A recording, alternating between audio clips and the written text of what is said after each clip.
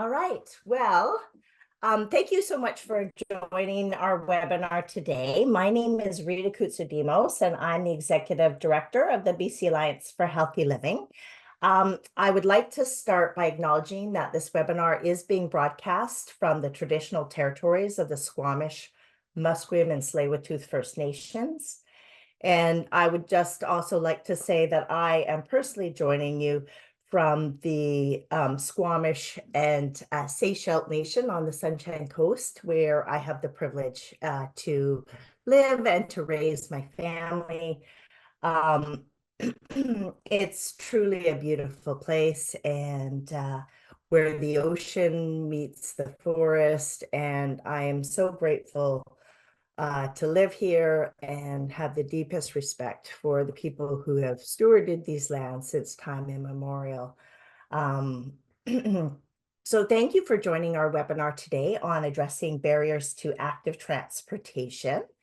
We all know that there's a long list of benefits from active transportation, from reducing traffic congestion, lowering greenhouse gas emissions, and encouraging communities to be active and connect, which helps prevent chronic disease and promotes mental wellness. And that's what we're all about. And yet many people don't participate. And whether that's because it takes too long to bike, they don't feel safe, or because the equipment is too costly. Those are some of the cited individual level barriers outside of weather and geography, those sorts of things.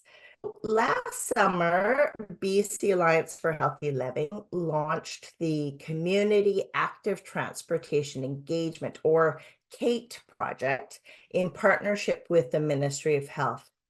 So the goal of this grant program was to increase physical activity through active transportation by addressing some of those individual level barriers.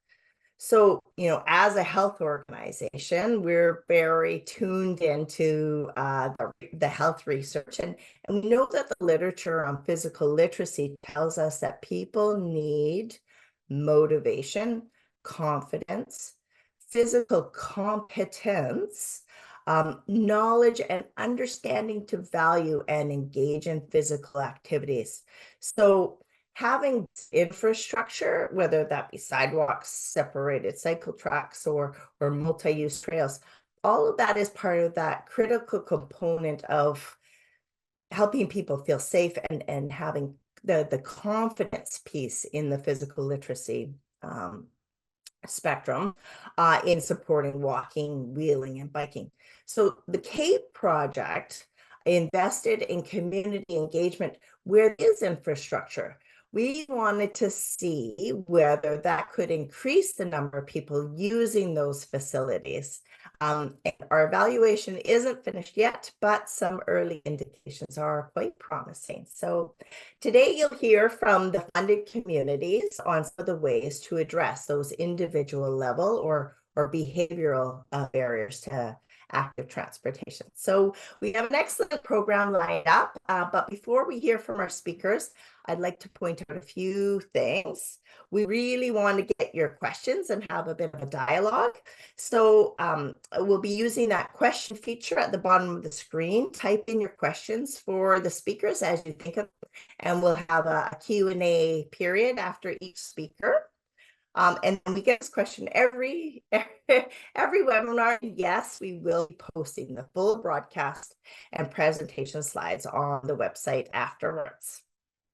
So now, because we are the Healthy Living Alliance, we have to preface our conversation on advertising by talking a bit about physical activity first. So we know that physical activity is important at any age.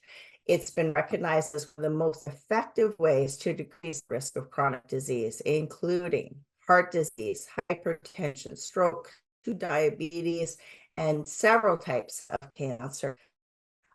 Physical activity also supports mental well-being, stress, promotes social connectedness. And although it's not a replacement for medication or therapy, physical activity has been proven to help with certain depression symptoms. And active transportation gives us all of these physical activity benefits with added bonus, or probably more significantly, clearing traffic congestion and cleaning the air, or clearing the air, and reducing on climate change plays a large part in our health as well. So yesterday I was at a session on measuring the impact of physical activity, and that report stated that if 1% of Canadians switched from private car use to active transportation, an estimated $564 million could be saved annually at the federal level in reduced greenhouse gas emissions. So, lots of ways that active transportation makes our communities healthier. And I will just say that as part of the active transportation engagement.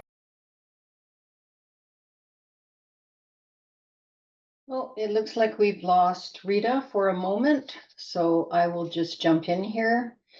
I think she was saying that we, as part of the KATE Community Active Transportation Engagement Project, we work with the Ministry of Health to bring together the research on what has been shown to help people go active, to overcome the typical individual barriers. These include providing social support and modeling, educational, oh, go ahead, Rita. Are you back? I'll just keep going here. Educational and guided programs, coaching, gamification, and friendly competition, and providing access through equipment libraries and share programs. We put it all together with some great examples in a handy Communities Go Active toolkit. Our speakers today will discuss the projects they launched after they received the Community Active Transportation Engagement funding last year. We'll be focusing on how their projects encouraged members of the communities to move more and contribute to climate action. Our first presenter, Brendan James, will talk to us about the importance of outreach when it comes to education and encouraging community members to try out active transportation. Our second presenter, Danica Burwash, will discuss how providing the right gear can encourage people to start on their active transportation journey, or in this case, extend it through the winter months. Our third presenter, Glenn Cheatham, will talk about the importance of skills workshops in empowering generations to take control of their active transportation use. So now it is my pleasure to introduce Brendan James. Brendan is the Transportation Demand Management Coordinator at the District of North Vancouver. He works on programs and tools to help reduce single occupancy vehicle use in the community, creating supports for community members to choose other transportation modes instead, such as active transportation, public transit, and car sharing. Thanks for joining us today, Brendan. We'll turn it over to you. Thanks very much, Brenda. Just want to check in with everybody, just that my audio is clear and that everybody can hear me. Maybe just give me a thumbs up or something. Yeah, perfect, awesome. Just gonna put my slides on here and just want to make sure that everybody can see my slides. Let's go from the beginning. Here we go. All right, and I need to share my screen. Give me 2 seconds. We're just gonna get oriented here. There we go, perfect. Sure, we're gonna go from the beginning. All right. Okay, screen sharing, perfect. Great, thank you very much for having me. I'm very excited to share a little bit about our project, which is an ongoing project here. So the North Van e-cargo bike program. And I'll just be sort of taking you through how the KATE funding helped us launch this program with a communications and outreach campaign, which we started last November and we sort of ended in May this year. Also, thanks to Rita for doing our land acknowledgement. I am coming to you from the District of North Vancouver, and we're really proud to work with the Squamish, Tsleil-Waututh, and Musqueam nations on a number of different projects, including this. So we really value the opportunity to learn, share, and serve our community on these unceded territories. So I'm just going to take you through about 17 slides today. It's around 15 minutes. Rita or Brenda, just let me know if I run over time. Want to be able to sort of reserve a bit of Q&A at the end as well. So I just got back from the Netherlands. It was a bit of a work tour for me, but I was very, very happy to see a variety of different e-cargo bike programs that are running in the city of Amsterdam and the city of Utrecht. So essentially, this is a really good informative slide to tell you a little bit more about e-cargo bikes. So they do take a variety of different formats. The most popular that I saw on the roads in the Netherlands are these sort of two-wheel box bikes or the three-wheel box bikes. But in North Vancouver, we also have a lot of families that are choosing what they call a long tail bike, which is a traditional bike, but it's got racks on the back that you can carry children or something like that.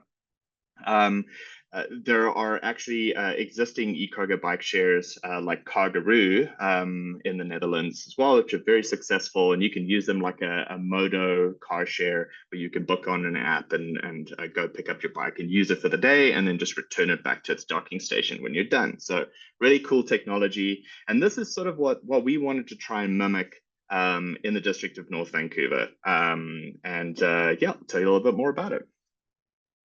So a bit of background, we're not new to e-bike share on the North Shore, and we started a pilot program with an operator in 2020, that's 2021, at the end of 2021.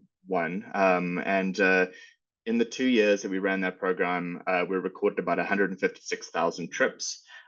With a North Shore user base of over 35,000 unique users. So that operated within the city, the district of North Van, as well as the district of West Vancouver. So the city of North Van and the district of North Van are collaborating and now exploring another joint project, this e-cargo bike share, to look at other micromobility options within, sort of our area. This program kicked off in both different jurisdictions with a motion from council that was sort of brought forward to explore different options. So in the District of North Vancouver, we had council instruct us to allocate some funding and do a feasibility study about whether we could do a lending library program for e-cargo bikes. And in the city in 2021, they were thinking about something that's specifically focused on residential buildings or rental buildings to have e-cargo bikes as sort of an amenity for those residential or rental building residents. So we kind of joined forces and sort of came together on this program. And then very fortunate in November last year, we were awarded the CATE funding, which was specifically focused on sort of the communications aspect of this broader program. So we divvied it up into 3 different phases, which I'll share with you sort of now. This program and sort of our broader e-bike share program supports a number of different policies for the District of North Vancouver and the City of North Vancouver, but especially goals and actions outlined in our official community plans, our transportation plans, and community energy and emissions plans. So we've identified that transportation essentially is a huge emissions contributor to our overall GHG emissions. And within these plans, we've identified different actions to be able to try and reduce those greenhouse gas emissions, and active transportation is a big player in that. We've got some lofty goals that we've set from now until 2035 to be able to increase and support the number of trips made by active transportation. And we're really proud to be working on programs that support achieving those goals. So I am pretty stoked to have this come to launch phase now. You can see that I'm very excited about it, but it's been sort of almost over a year to get to this stage. So in terms of program goals, we wanted to create a program that offered residents low barrier access to new and emerging e-cargo bike technology. E-cargo bikes are bicycles that can carry more stuff. And we identify that as one of the key barriers to bike commuting is people with families, small children, or that had to carry cargo. We're kind of like limited in terms of like just using regular e-bikes, but also about the geography that we live in. So we live at the foot of the North Shore Mountains. As emerging technology in e-cargo bikes sort of advanced, we felt like it was a really good conversation starter with our residents to say, hey, there are different types of bikes that you could be exploring, and they offer you the ability to leave your car at home and carry more things or do different trips using your e-cargo bike. We wanted to support a sustainable and active modes of transportation that sort of advances our AT programs into the future. We wanted to provide an opportunity for residents to experiment using this e-cargo bike technology for daily trips, potentially replacing trips otherwise taken by motor vehicles. We wanted to do some really good data collection and analysis to assess the long-term feasibility of e-cargo bike share on the North Shore. Could this program become something that could run into the future as a permanent amenity for residents, whether it's funded by residents, whether they have a small tariff to use the bikes, or whether we have to subsidize it? We'll hopefully be able to understand that through data collection and analysis in the future. And then we wanted to be able to create and document our program plans, the outcomes and costs, and package that so they could be easily shared with other decision makers in other jurisdictions. So one of the things that I have worked on with this program is we've tried to develop program plans that could be sent to the district of Saanich or Kelowna or something like that. If they want to start their own e-cargo bike share program, we want to be able to share these best practices, the program plans, and sort of like the structure of it. That makes it really easier for them to launch their own program in a shorter amount of time that it's taken us.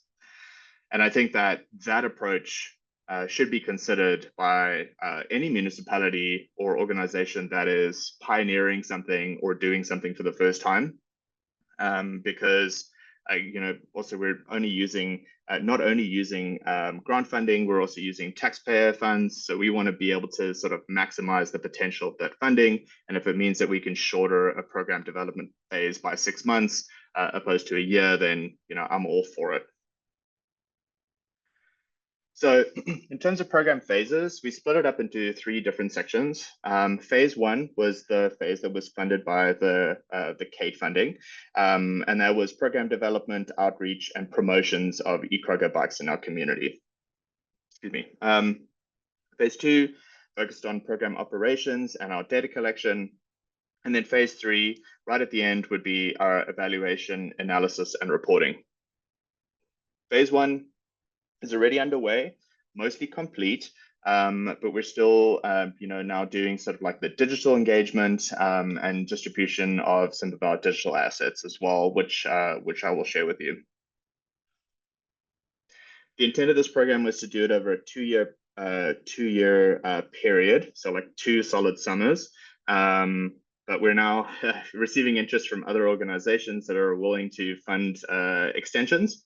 So we're going to get up and running and then sort of like look at what the potential is for extension if it is overutilized or really super popular. So within our phase 1 activities, we purchased a demonstration e-cargo bike, which we used for our outreach and promotions at various events in different locations. That e-cargo bike has now been repurposed and taken to one of our libraries, and it is doing book delivery and outreach to different seniors care residences and schools, and is used for events as well. So we're trying to keep the wheels turning on that asset. We developed webpage and collateral, rack cards, pull-up banners, and that's sort of promotional items for our outreach purposes. The social media campaign and multimedia was part of the digital approach to the campaign as well. So we shot a 4-part video series, which we're currently releasing now, and then we had a number of different social media posts that spoke about program key messages, engagement, and other events and things that we attended. Where we did some in-person outreach sessions at participating libraries and other events. We did some surveys, and we also organized an event called the North Shore Bike Festival, which happened in conjunction with Go By Bike Week on June 1st of this year. So the focus areas for phase one were sort of split into two different categories. The primary focus was trying to address behavioral barriers associated with active transportation on the North Shore. So having a really good discussion about what's preventing people from getting out and using their bicycles, and then also having a really good sort of Q&A and forum to be able to introduce e-cargo bike technology and e-bike technology as well. And then also provide insight to the expanding active transportation network on the North Shore. So what are we doing? Where are we going to be in 5 years? And what are the sort of key messages around projects and expansion of connected bike and walking routes within North Vancouver? The secondary focus was about the upcoming e-cargo bike lending program. So this was a little bit of a soft messaging because there was a lot of information that we hadn't confirmed yet. But this was, essentially we're launching an e-cargo bike program in the summer, and directing them to sort of program information, as well as doing a short intercept survey to gauge interest in the program, and then also preference on some aspects like what bikes would they be interested in using, and what is their primary mode of transportation as well. So this engagement happened over about a 1.5 month period. So we did in-person outreach and spoke to about 350 residents, delivering our key messages and talking about bikes and handing out pamphlets and stuff like that. We did about 67 intercept surveys with different audiences. And then, those are the sort of results of our digital campaign.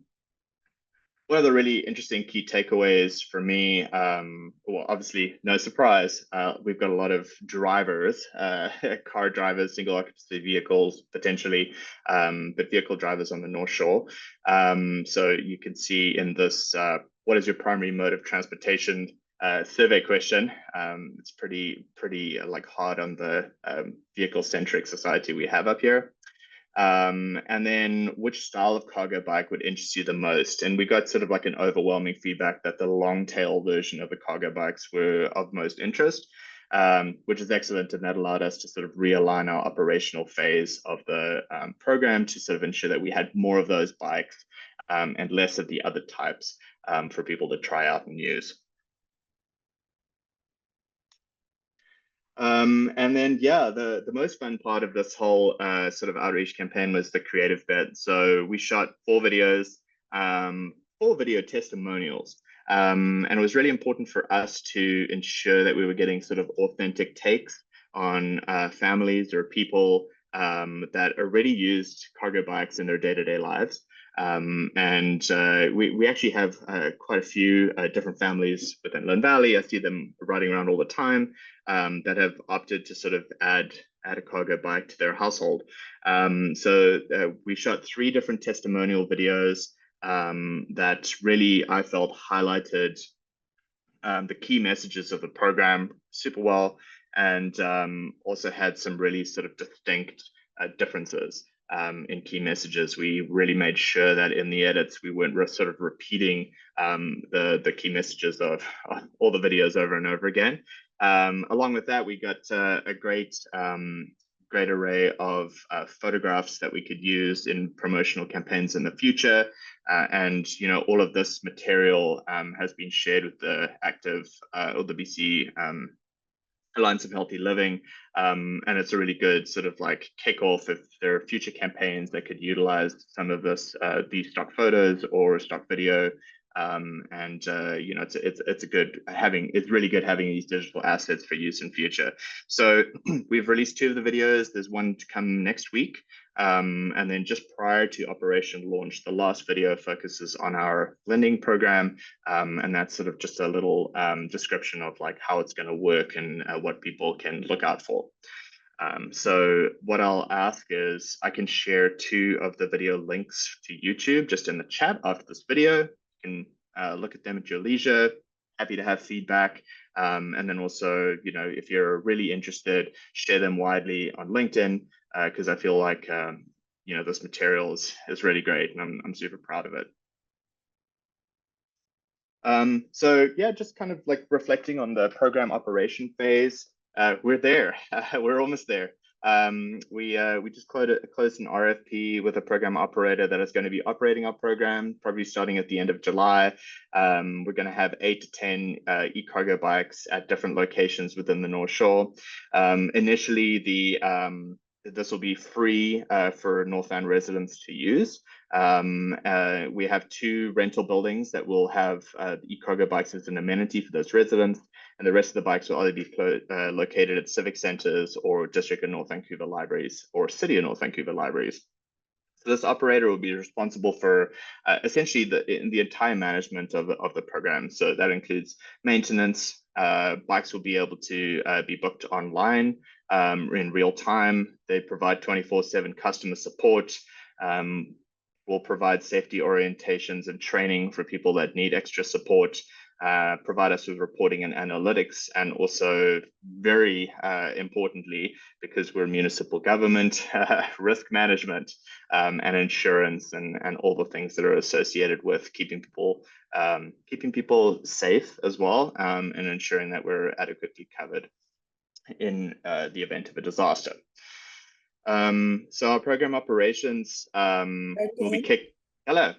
I need you to wrap up so that we have enough time for No problem. Danica and Glenn's presentations. Good stuff. All right. Well, our program operations will be kicking off, as I said, in July. And we're going to be taking an opening for we're going to be taking in applicants for registration for the program at the end of this, probably the end of the month. And after that, we'll be able to do sort of the evaluation phase of the program, which we really want to look at long-term viability of the program and sustainability. So there we are. We're over to questions. Happy to take any questions or feedback for the program. Go ahead. Excellent. We do have a question here on around the cost of the e-cargo bikes. So some curiosity, sparked some interest. Sure. So different models have different costs associated with them, but we are fortunately seeing a lot of e-bikes coming into the market, especially, I'm going to go back here. Let me swing into here, the long tail version, which you see just to the middle left of the screen here that Randy and her kids are riding. Those sort of started about $2,500 new. And obviously with any bike related equipment, the sky's the limit on features and things like that. But we're seeing some really good, solid and well equipped UL certified batteries and drivetrains and e-bike equipment coming into the market right now by manufacturers like Aventon and Radwagon or Rad Power Bikes. You know, we're seeing them being incredibly popular with people sort of getting into this. The larger bikes with the boxes, those are a little bit more expensive. They're sort of their entry price point is about $8,000 to $12,000, but they're able to carry more cargo as well as you know, multiple kids as well. So it kind of ends up being what the use case is and matching or right sizing that bike to the use case. Excellent. Well, thank you so much for your really interesting stuff and great work. I'm gonna turn it over to our next presenter now. So I'd like to introduce Danica Burwash, and she is the project manager at Doctors and Nurses for Planetary Health, a climate and physical health advocacy group based in the Kootenays. The organization advocates for policies that protect and restore planetary health while also benefiting. Over to you. Hello, everyone. Can you just confirm that you can hear me clearly and see my slides? Maybe just give a thumbs up. That'd be great. Yes, we can. Amazing. Thank you. Okay, so thanks for having me. As Rita said, I'm Danica Burwash. So I work with Doctors and Nurses for Planetary Health, and we executed this project in collaboration with the city of Nelson. Nelson's in the southern interior, and we get a full winter.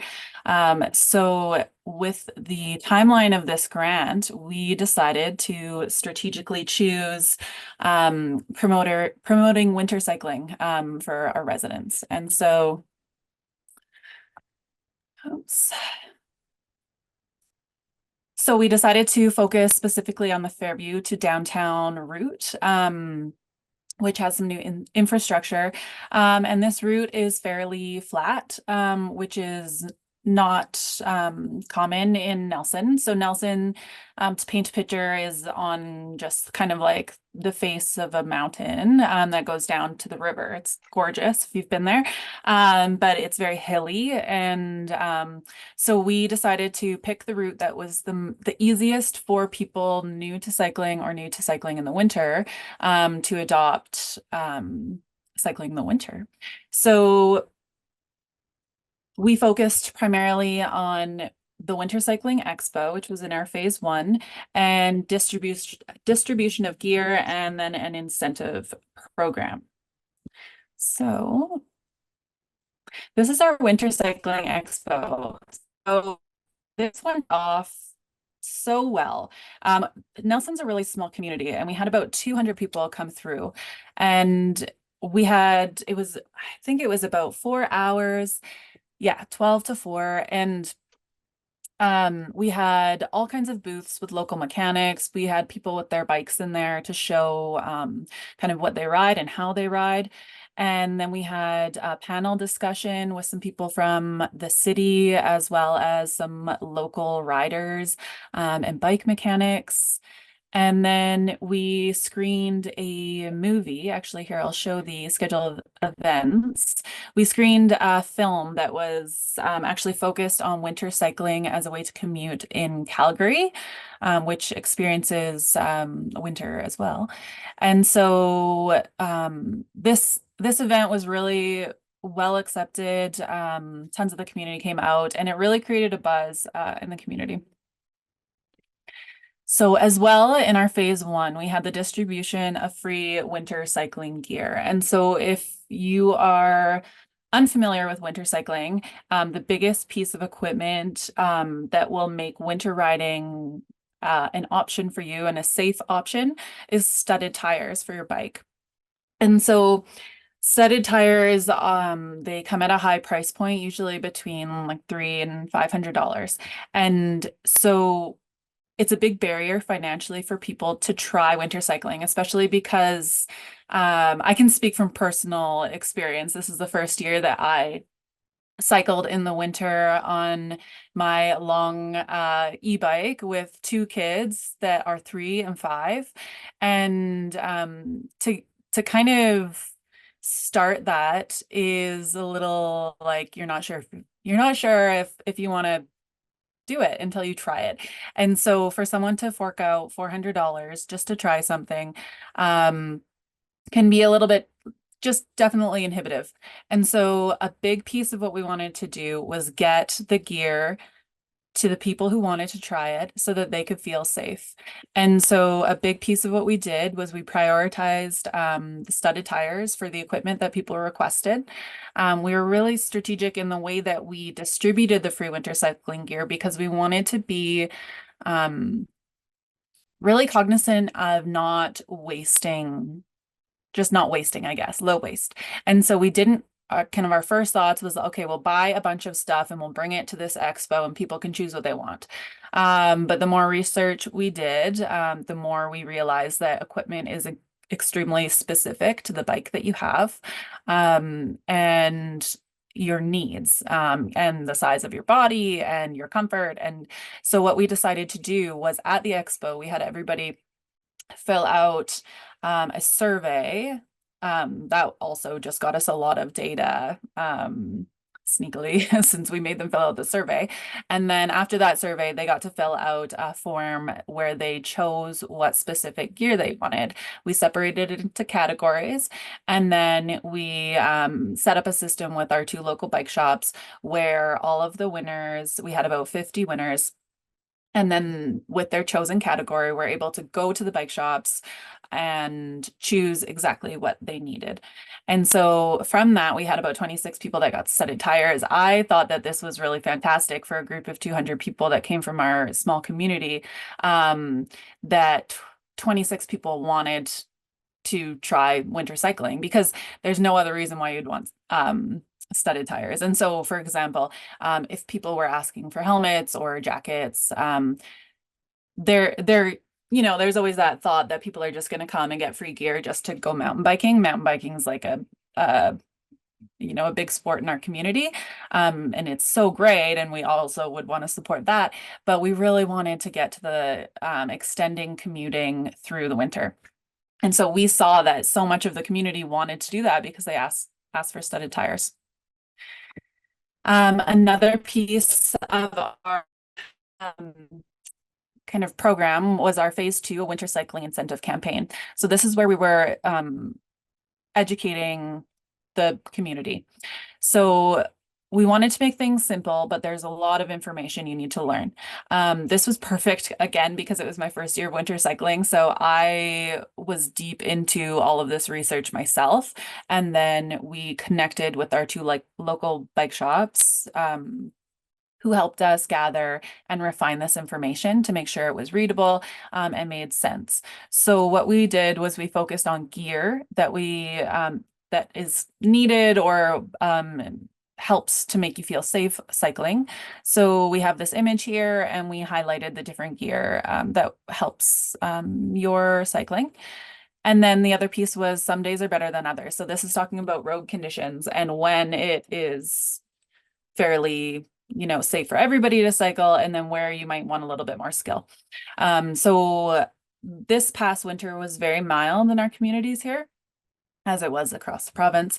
So I could count on probably one hand the days that I wouldn't have felt safe riding my bike in the winter.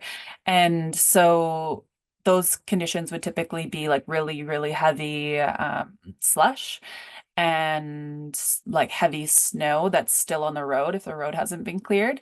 But things like ice, surprisingly to some, I could ride my bike down a hill on sheer ice with studded tires with both of my kids on my bike, and I felt safer than walking. They just make them so great. So it was nice this was a nice piece to share with the community and then open dialogue. So the impact on our community, we were lucky because we were able to gather quite a bit of information, of statistics through our initial survey at the Bike Expo, and then we did another survey as part of our education campaign.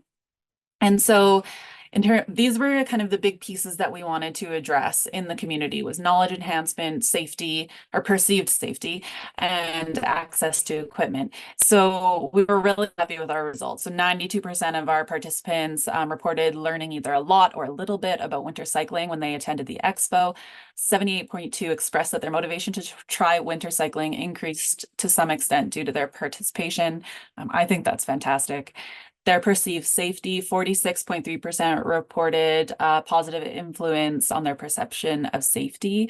There was a lot of really great conversations at the expo. So people presented and there was a lot of space for questions and answers. People were able to ask very specific questions about when and how safe people feel riding, with kids, without kids, on what kind of bikes. And I feel like it really opened up the willingness to think about winter winter cycling is a safe option. It was nice to talk to the people at the event and just hear them give you that feedback. And access to equipment. So from those of the people that received gear, 56.3 reported an improved feeling of safety, while that equal percentage also stated that that gear made winter cycling possible for them. 50% reported improved comfort, and 37.5 experienced enhanced confidence. So we were very happy with those results. So the impact on the community. The community is small, and so you can really feel when something's happening in the community, and this really made a buzz. So people were talking about it. You could see people on the streets talking and asking questions to those that already ride in the winter. And I mean, I think anyway, from my experience, if you're riding around with your kids in the winter in the snow bike, people are going to ask you about it. And so with this campaign going concurrently, there's just a lot of conversation, a lot of questions, a lot of people offering to try their bikes with their kids to see if they felt safe. And so here's some of the quotes that were shared, some of my favorites. So I would never have considered cycling in the winter if I had not attended the Winter Expo, as well as a result of peer support from the group DNPH, so Doctors and Nurses for Planetary Health. In past years without winter tires, I've just put my bike away from late fall until the snow melted in the spring. This year, I've been able to get out on my bike because I won studded tires. And that was a common theme because in Nelson, people are very experienced riders. And since Nelson is really hilly, a lot of people in the past 2-3 years have gotten e-bikes. So people have e-bikes, they ride them all the time, they're skilled riders, but they hadn't made that plunge to get studded tires to try cycling in the winter. I'm cycling more this winter with added safety and confidence I gained from my studded tires, as well as the knowledge I gained from the Bike Expo. The initiatives presented in Nelson's winter cycling campaign changed my mindset from these people are crazy to I would do this too. That was also a very common thread because in the Kootenays, there's a lot of what people would call crazy because they're just avid outdoor enthusiasts. They are extreme. I would say, Brendan, that's maybe a common thread in North Van. There's just a lot of wild people out there. And so now when you see, you know, mothers with their children, older people, there's just so much more diversity out on the streets right now. And when you see people like you riding, it makes you think that you can do it too. And the last one, I'm starting to see many other winter bicycle commuters, and that makes me feel more at ease. So exactly. All right, and so some of our lessons learned. So leveraging community champions. Part of our phase 2, we had a online campaign which shared all of the information from our brochure, as well as had some interviews with local riders who already ride their commuting bikes in the winter.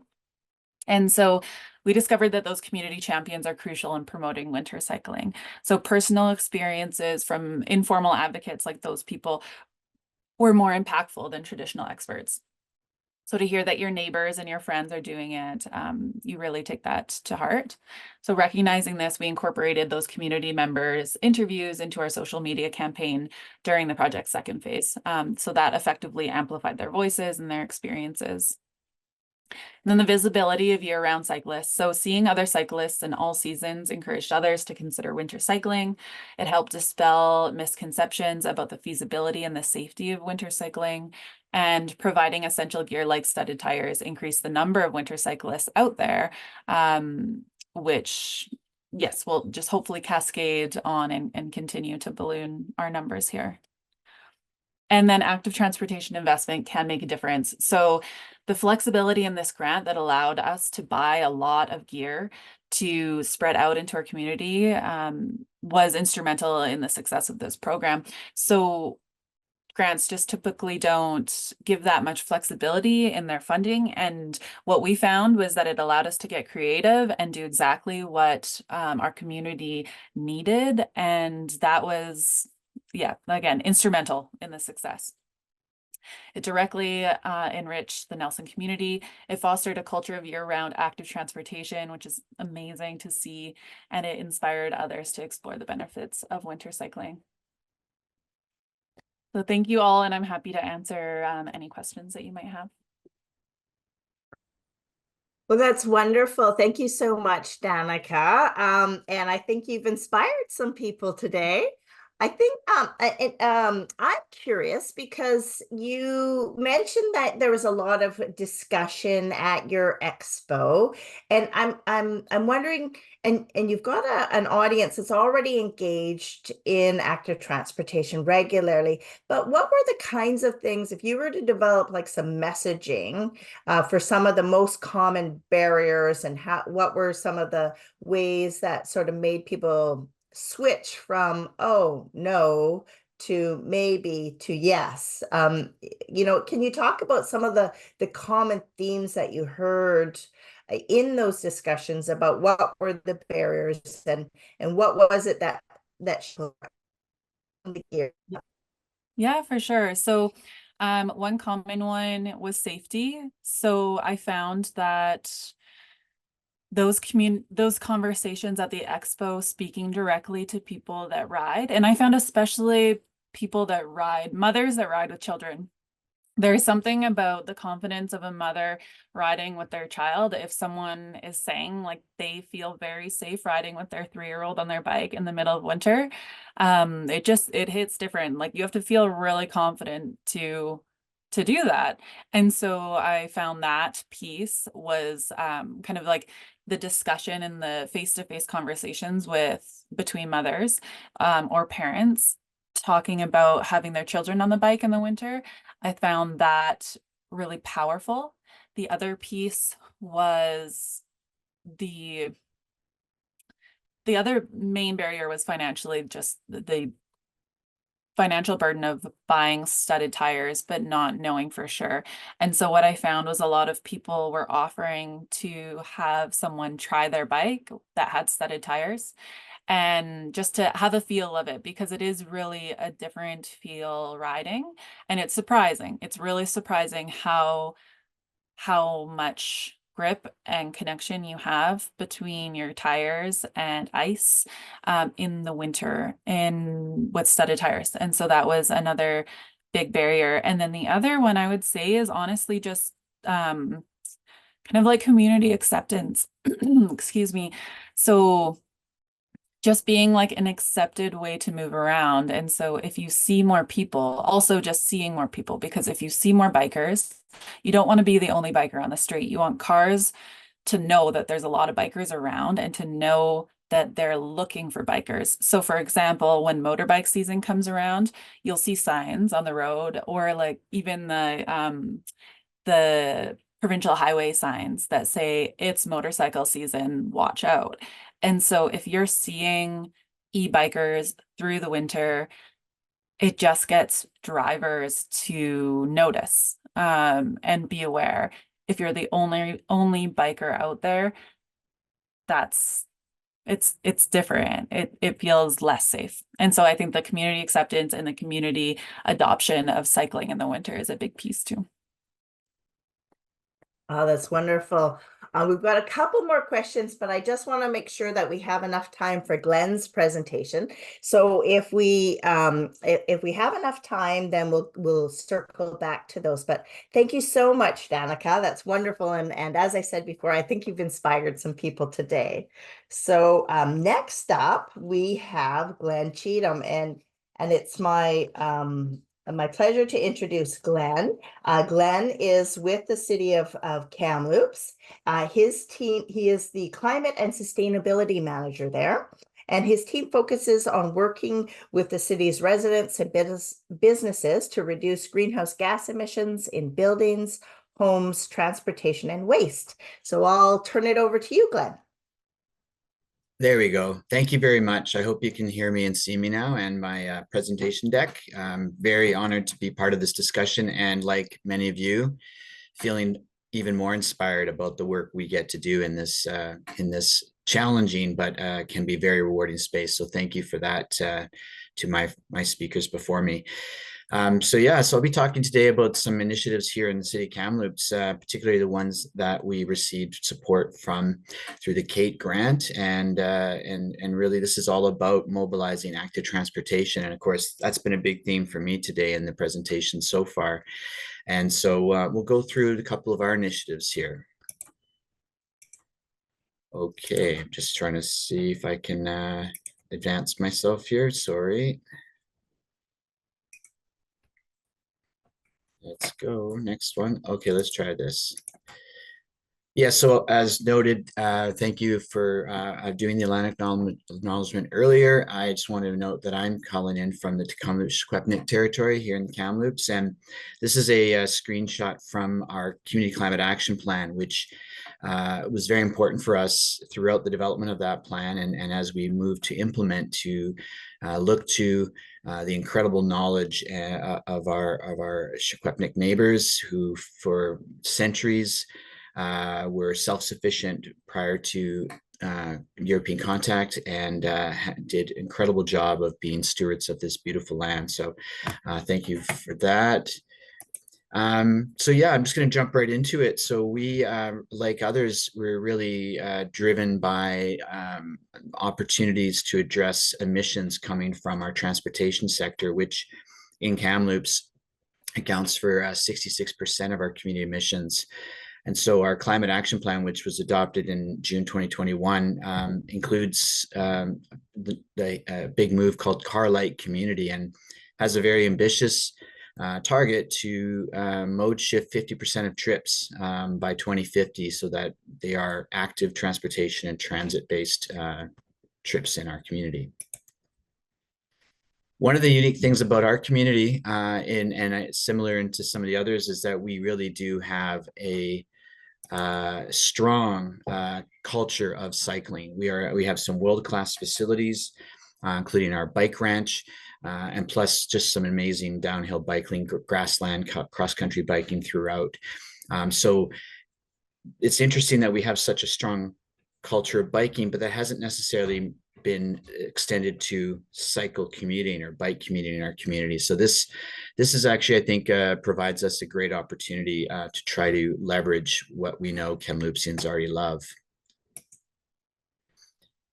So this is a quick overview. As you know, the Kate program is really all about trying to optimize and leverage the active infrastructure that is being built in communities. And I'm very pleased to say that our transportation team have been working diligently to try to better connect our north, south, east, west corridors that are linking major destinations and origins in our community. Three significant projects are noted here. I'm not going to go into great detail, but the Huckton multi-use path that was built in 2018 was very important, and was thanks to some significant grant funding, really did address a significant disconnect in our community. And then that was further supported by the creation of the Summit Drive multi-use path, and then our first ever fully separated 6th Avenue bike lane, which opened up last year. So given those investments, we also recognize there were some significant groups of folks who are in close proximity to that new infrastructure and who maybe not using it to its full extent. So that included 2 schools where I'll be discussing the bike rodeos that we delivered there, as well as a retirement community where the Discover e-biking program was born, I guess. So I'll do a quick overview of these programs. The Discover e-biking was the program we did in partnership with Berwick-on-the-Park resident retirement community. It was really a bike road safety 101, followed by a series of learn to e-bike lessons led by a certified instructor. Once they had the in-class theory and knowledge work done, they then were given an overview of how e-bikes worked, some demonstrations, and then a guided ride on an electric tricycle around our beautiful Riverside Park. Another great thing that the grant funding allowed us to do is to sustain that initial opportunity introduction by purchasing and donating 2 e-bikes that will be available for shared use by the residents of that Berwick-on-the-Park, with the support of their wellness staff. So they're very committed to promoting a healthy living, healthy lifestyles. So this was just another tool in their toolkit to support that. And it was fantastic that they had on site a wellness and recreation therapist staff. So that was wonderful. So this is just a couple quick screenshots of what that looked like. This was a number of residents, Berwick-on-the-Park residents were involved. We originally, and this is kind of one of my lessons learned, but you can see we're using a trike. And as it turned out, the 2-wheel e-bikes were just a little too, for the folks that were participating, we're just not quite ready for that. So we're really glad that we had the foresight to include this type of e-trike that you see in the photos here, because that really was smoothed out a lot of the concerns and anxieties and led to people getting quite involved and loving the experience. So a couple lessons learned. We had 22 attend the info session. So we were invited, and in fact, we were very fortunate. We have a community bike champion here in Kamloops, Marg Archibald. Her and I rode our e-bikes from downtown up to Berwick-on-the-Park, using that infrastructure to deliver an information session to 22 folks that were really interested. They have a nice little theater. We were able to do a bit of an e-bike 101 and introduce them to the opportunity. That translated into 7 folks attending the actual course, which, wasn't too bad, given the, there was quite a range of age and abilities that attended that initial info session. So I think maybe 7 was just about the right number in any case. One of the things, was just the level of engagement, the level of interest, just about e-bikes. I mean, e-bikes are pretty fascinating for those of us like myself who've been riding them for a few years now. You kind of forget just how magical they are, and for people that maybe many years ago remember riding bikes as kids, it would have been a Jetsons type fantasy to think that we'd have these electric bikes so reasonably readily accessible to us. One of the other sort of lessons learned, I guess, and is that, some participants had not cycled in a long time, and there were certainly a group of folks who still rode, but some, it had been a long time. And so that did create some reluctance. And I think that really speaks to the importance of having time to be able to work and meet people where they're at and not pressure them too much. So having our course and our training broken into segments, I think really helped with that. Some were certainly initially reluctant to try the e-bike, but once we had our first early adopter, if you will, our first participant had the courage to try it, and then that really influenced everyone else to try. Having the one-on-one instructor support, you saw in that earlier photo, our instructor Stacy, who's got a ton of experience. She, having her right beside, helping them understand, what lever to grab, or things like that, really provided a ton of reassurance for the students. And as I mentioned earlier, the electric trike was preferred. And I actually think, and from a program delivery perspective, it certainly did reduce any risk of injury as well. So shifting gears to the school bike rodeos, of course, these aren't new in terms of concept. They've been delivered for years. In fact, part of my inspiration for this program was my own experience as a grade 5 student way back in it would have been the 70s still. And it had a profound impact on my life and my lifelong commitment to riding bikes. So that certainly played into it. But I think what was unique here maybe is some of the additional elements that we've added and the partnerships that really helped to make this high impact. So we were able to hold it before Go By Bike Week campaign in the spring. We originally were hoping to do it before the fall Go By Bike Week, but timelines being what they were, and then the weather did not participate or cooperate with us. So we pushed it to just before spring, which I think in some ways was probably better. We end up with 625 students from kindergarten to 5 who partook at these 2 schools that I mentioned earlier. One of the major incentives was 4 students won a bike, 2 at each school. And we worked with the principals to try to find a mechanism to ensure that, that there was some equity in terms of how those bikes were distributed. So it wasn't a strictly random prize, but it was also trying to address some need as well, which I was impressed that the school principals and administrators were sensitive to that and had some really great insights into where that might be best provided. And then to further enable, a continued use of safe riding to school and secure riding to school, bike racks are being installed at each school.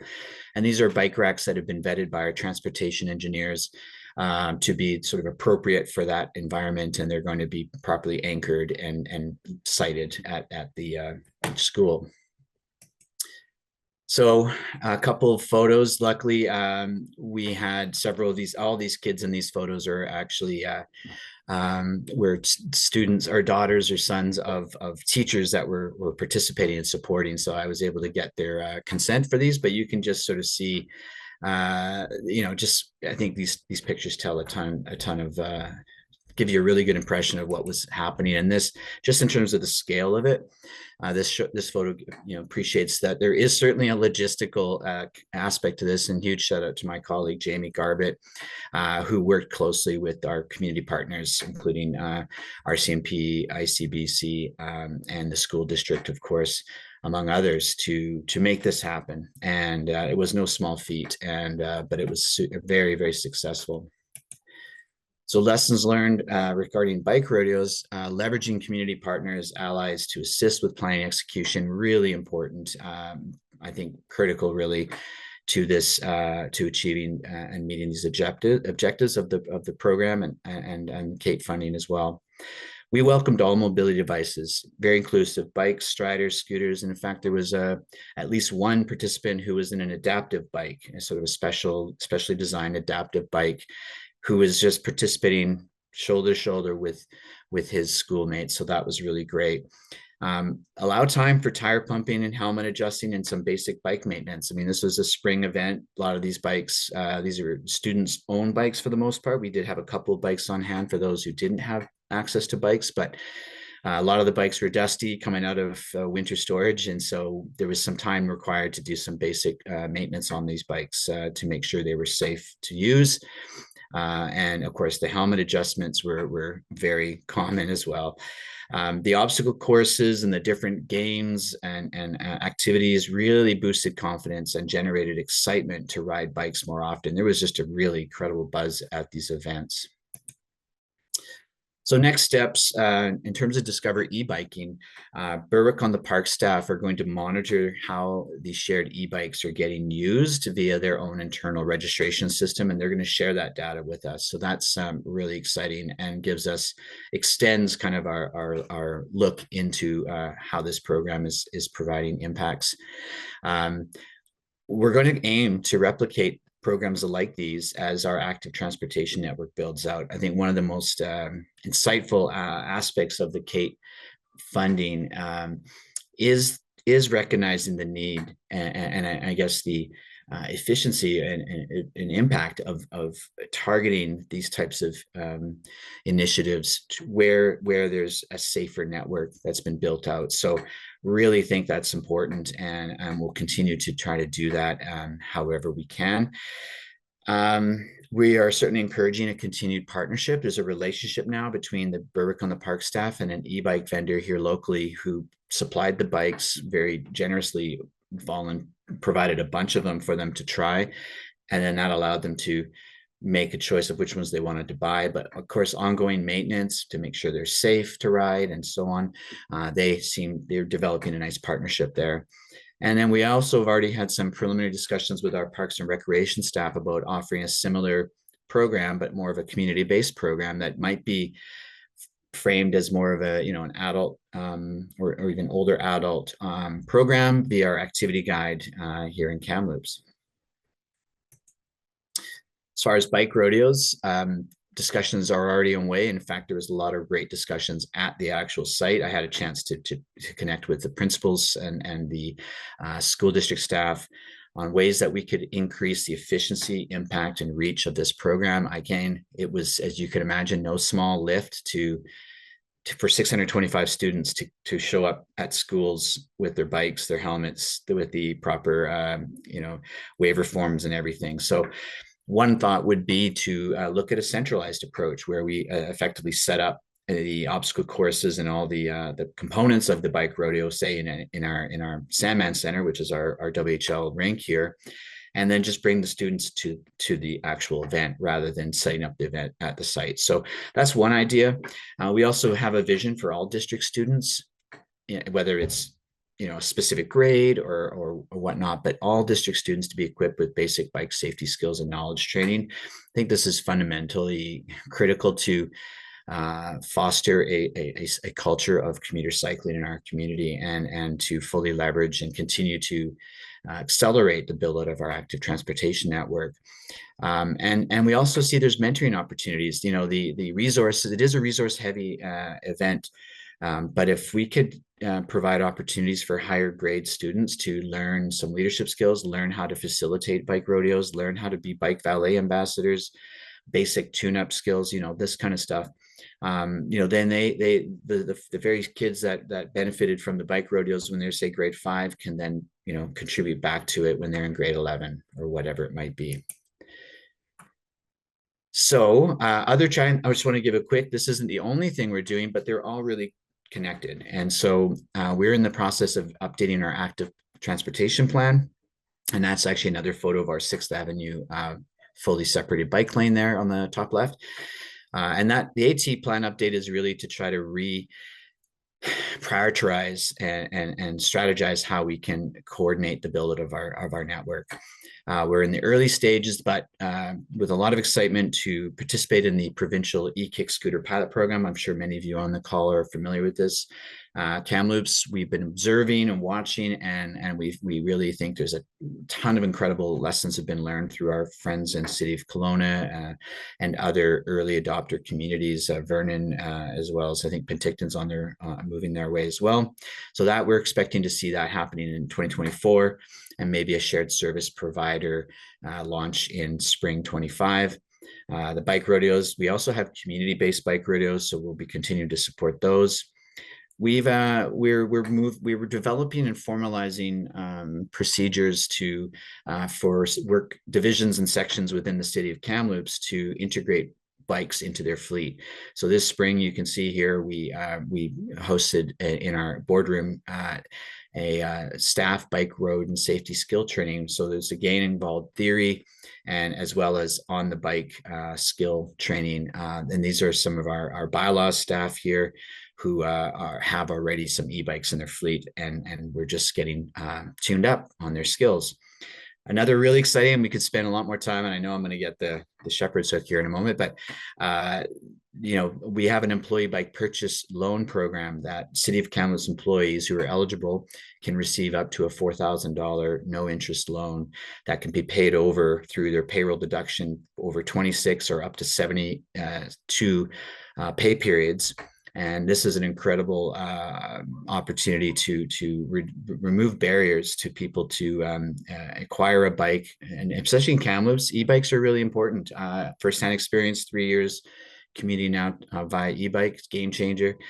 So this is it's not a small investment, but it can be, that initial barrier is big, but once you begin to discover the absolute joy of this, and including the winters, as my previous presenter mentioned, this is really exciting. And of course, our Go Buy Bike campaigns will continue as well. Another really big one, and this is my last one before we close out here, is our bike valet service pilot program. We've been experimenting with bike valet services here in Kamloops.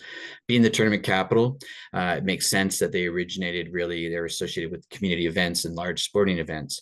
Last year, in 2023, New Gold Mines donated $27,000 so that the City of Kamloops could create a bike valet toolkit that would be available as a community asset free of charge to host bike valets at community events. And then that momentum of that and the popularity of that then provided a strong business case to bring to our council earlier this spring to deliver one here in downtown Kamloops, Monday to Saturday, 7 a.m. to 7 p.m. from early May to Labor Day. And so you can get a few insights of what this looks like here, but essentially it's like a coat check for bikes. We have students that we've hired, living wage, who are providing security for these bikes. And we're seeing a really promising uptake so far on this program. So with that, thank you very much, everyone. And I look forward to any questions you may have. Thank you. Oh, that's wonderful. Thank you so much, Glenn. I'm just going to keep my camera off because I'm obviously having some internet instability problems. So I apologize for that. You go ahead, keep your camera on. Brendan and Danica, throw your cameras on too, because what I'd like to do is to invite everyone to ask all of our panelists for questions, and I'll start with you, Glenn, because I just really loved the Berwick House partnership, and we know that e-bikes are exploding, especially in our seniors or our elder population. And I know that there's somebody on as a participant who is looking at developing a program on elders, on the same sort of the type of work. And so what kind of advice would you give to somebody who is developing a program to support elders in their transition to e-bikes? Yeah, no, well, that's a great question. And I think for us, what made this even something we would seriously consider doing was that partnership with the staff at Berwick on the Park. They they do have some resources that maybe not every retirement community would have, but having that rec therapist and health and wellness coordinator meant that gave us the confidence to know that what we were thinking about doing wasn't completely, offside or risky or dangerous. And not that, it's just that there was interest in it. So I think a couple things. So working with them really helped shape what this program looked like in the end. Doing the info session with no strings attached, it was done a couple months before we even delivered the actual program. I think that's really, really important. And we made sure, like I mentioned, we brought Marg with us. So we showed up on our bikes. We brought our bikes into the space where we presented. We afterwards let people come and look and show them how we turned it on and how it worked. And so I think, again, easing yourself, making sure it's well paced. That's one of the challenges with the community-based program, but I don't think it's insurmountable. But it's you wouldn't necessarily have that existing relationship or knowledge of the participants like we did with the Berwick on the Park staff. So I think those are a couple of points that I would suggest if you have that, whether it's through a relationship with qualified staff or whether you build it into the program format. You want to make sure you have some of the elements I just mentioned. That's great. And another question from Navdeep is the staff e-bike loan program income tested? So no, it's not. There are some details, of course, and if anyone wants to reach out, I'm happy to share. You have to have been an employee with 1 year of continual full-time employment with the city, right. And that helps to de-risk and help make our finance department champions of this program, quite frankly. And it is a taxable benefit as well. So the interest-free portion of the loan is a taxable benefit, but when it really is still a very very fair and small burden of cost in terms of what it unlocks in terms of access to the bike. So I hope I answered your question, but that's happy great. to take Yeah. more. Yeah. I actually have a question for Brendan. Brendan, another one of our projects with Sydney, they also worked with the library. And so can you tell us a little bit about working with the library, which does a lot of lending and adding this new component? So what have the conversations and that partnership been like? Well, I think they are very happy to be a part of a new program that is expanding their scope of equipment lending, and also being able to have conversations with library goers on active transportation and different opportunities that we're bringing to our community. We're definitely making the program as easy as we possibly can, and not a burden for library staff, because they've been very upfront in saying, we do books, we don't do bikes. So Right. there's also some training. There's a training component. There is going to be a very well and structured program for those staff to get involved and understand about their role in dispatching and receiving bikes, communication with the operator, and just helping people along with any sort of questions that they want to go, that they're bringing forward. The key function of our libraries is it's a community gathering space, and that is a great advantage for us because they've got availability there to help people and answer questions and be a really good sort of customer service aspect to helping people with this program and introducing people to this technology.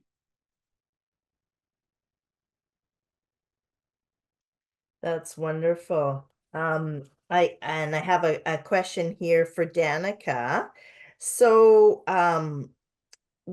will you launch a similar campaign for warmer seasons as well? And how do you see the transition from fall into winter and the messaging around that?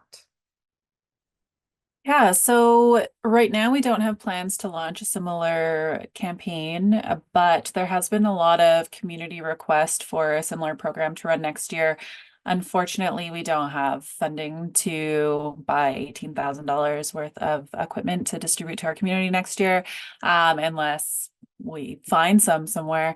But I think education-wise, the groups, Doctors and Nurses for Planetary Health, in collaboration with the City of Nelson, would be willing to put out the education campaign again. But in terms of something similar, we don't have the resources right now, but we're always looking for different ways to find grant funding. So the opportunities are always there. We're always keen. Oh, that's great. And I just want to put a note that it's just so nice to see local government partnering with a community-based organization, and that partnership obviously creates different kinds of opportunities too. And Glenn, do you if I want could to talk add, a little bit more? Oh, I go was just ahead. going to add to Danica's point, just a reminder that local governments in British Columbia are receiving LGCAP money, Local Government Climate Action Program money. It's an annual allotment, and so these types of programs, I believe, align really well with that program. And I know that there's real interest in seeing the LGCAP money that communities receive being used and reported back. It helps the Climate Action Secretariat continue to rationalize and support that program. So just it's just something to mention, because there is apparently 60% of LGCAP money that's been distributed to communities is sitting in a reserve. So they're hoping to see us get it out there. So anyways, and carry on with your message. Sorry. Your questions. Oh, sorry. Yeah,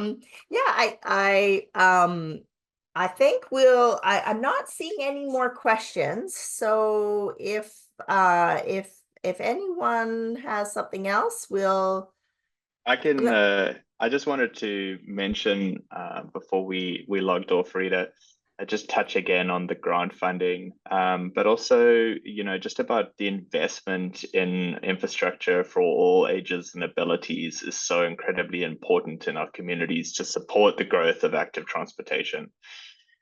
When I went to the Netherlands, I really understood what it is like to see cycling infrastructure, walking infrastructure being utilized. It's the most incredible volumes of cyclists and walkers, you know. And when I come back to North America, it's completely opposite. And I feel like we're in this vicious circle of we have our residents saying that they never see anybody using the bike lanes that we build, and people are not using the bike lanes that we build because they don't feel like they're safe to use them. So we're kind of in this vicious circle of perception when it comes to you know, advancing infrastructure. So AAA is where it's at, and we welcome any external funding to be able to sort of support the rollout of that safe biking infrastructure in our communities. So that's what we want to do from now until the future.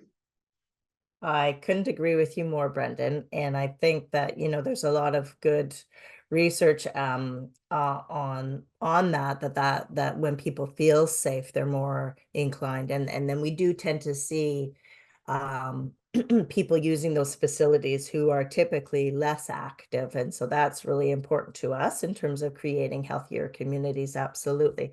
So that's great because it's just sparked a few other questions. So we have a question regarding what is a bicycle rodeo, and so if you could answer that, Glenn. Yeah, I just threw it quickly in the chat, and I apologize. I thought everyone, I guess that's privilege of me being able to do it as a young person and doing it here in Kamloops. But yeah, bike roads are kind of what you described there, Derek.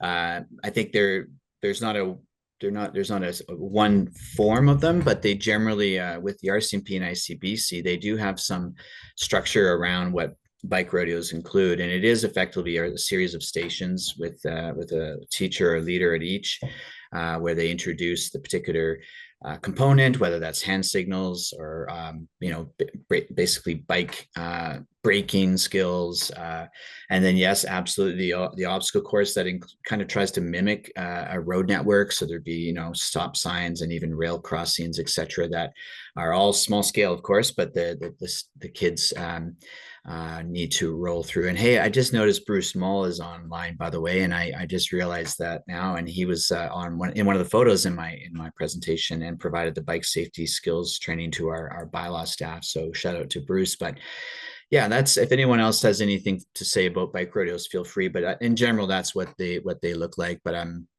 yeah, they're certainly, I think, can be tailored to your specific audience as well. Thanks for the question.